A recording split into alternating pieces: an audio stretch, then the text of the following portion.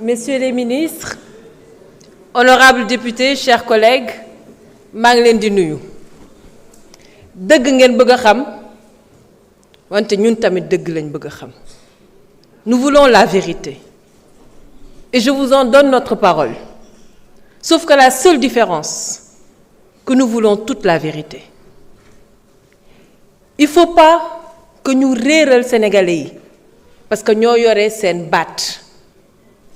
Ay divergence am na, manque d'incompréhension bu réel bu sincère am na ci lii nga xamante ne ñu ngi ko bëgg a def mais lu ko waral ñàkk a diisoo ñàkk a waxtaan ak ñàkk a expliquer lu leer lu Sénégalais yi mën a nangu moo ko waral parce que nit dina nekk ci dëgg nit dina nekk ci dëgg wax li mu bëgg mais leeralu ko nit ñi opposé wu ci te dafa mel ni loolu dinañu dal ci biir assemblée.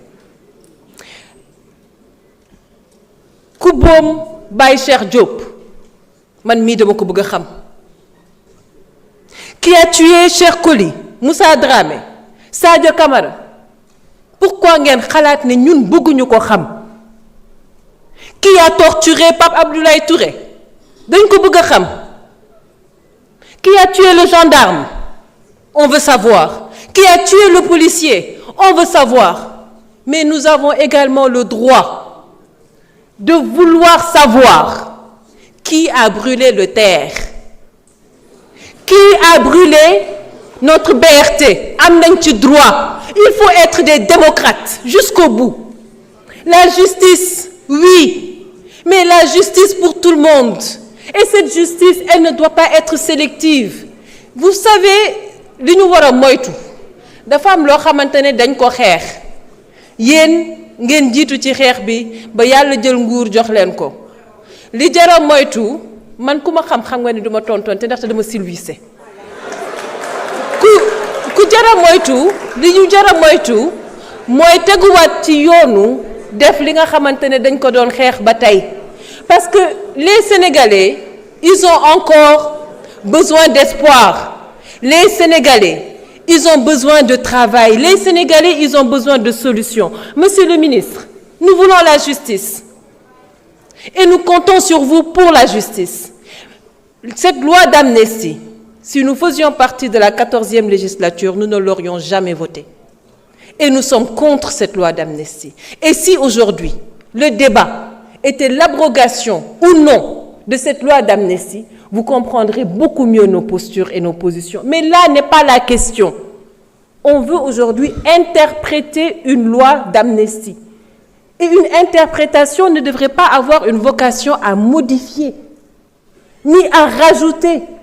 Elle doit clarifier. Li ñuy def mënoon na ñàkk tey le Conseil constitutionnel, à lui seul, était habilité à clarifier. Le Conseil constitutionnel mënoon na tey clarifier ne loi d'amnistie bii concerne na tel crime concerné wu ko tel crime concerné wu ko su ko defee ñëpp xam lu leer mais bu leen bañal une partie de la population leur droit de vouloir connaître toute la vérité. Nous sommes sensibles à ceci. Cette interprétation li ngeen laajte kan moo ko bañ mooy wane ne que comprendre goo leen le problème du peuple sénégalais. La majorité sont en train de se demander pourquoi eux non plus n'ont pas droit à la justice, pourquoi eux non plus n'ont pas droit à la vérité. Moo tax Sénégalais yi ginnaaw bi ñu bëggee seen dëgg bëgg justice bëgg jàmm bëgg baalante loolu tamit dëgg la. Vous savez, en Afrique du Sud ils l'ont fait mu tuddoon vérité et réconciliation. Aujourd'hui on vous propose de mettre en place une commission vérité et réconciliation te mu am yoon boo xamante ne foofu lay jaar parce que pour que la vérité soit rétablie il faut que les faits soient clairs, ça va de soi.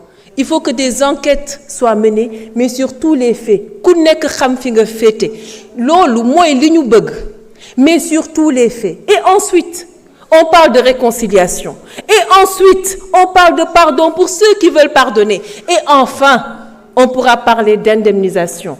Donc, vous faites qu'un je pense que vous êtes d'accord. Merci. Merci beaucoup.